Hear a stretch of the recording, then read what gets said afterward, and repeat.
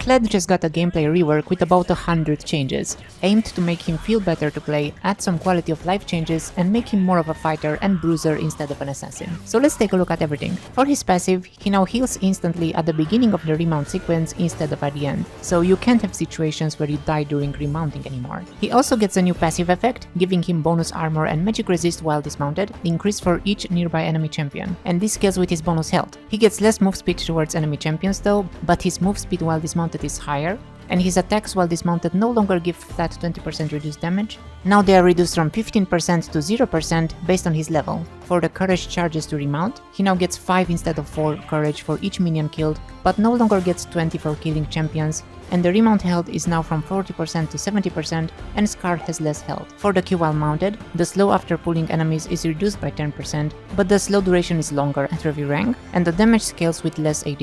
It no longer applies grievous wounds, and the pull timer and damage is calculated better, and also hits champions instantly if used in any direction if close enough to his cast. For dismounted Q, ammo recharge timer is lower, but it scales with less AD. For the W, base cooldown got increased quite a lot. It used to be 11 to 5 seconds, now it's 13 to 9. But it has a new passive effect. Every attack while this ability is on cooldown reduces its remaining cooldown by 1.5 seconds for champions hit or 0.5 for non-champions hit. So you can have it more often than before if you just hit enemies with it more. The damage also got changed. It now scales with bonus health too, but scales with less AD, and it no longer gets wasted when attacking wards. As for the E, AD scaling got reduced here too, and it now has some UI markers after using it to help with the recast, so you can see indicators for range and for the target. And for the ultimate, the AD scaling got reduced here a bit as well, and it now deals magic damage instead of physical damage.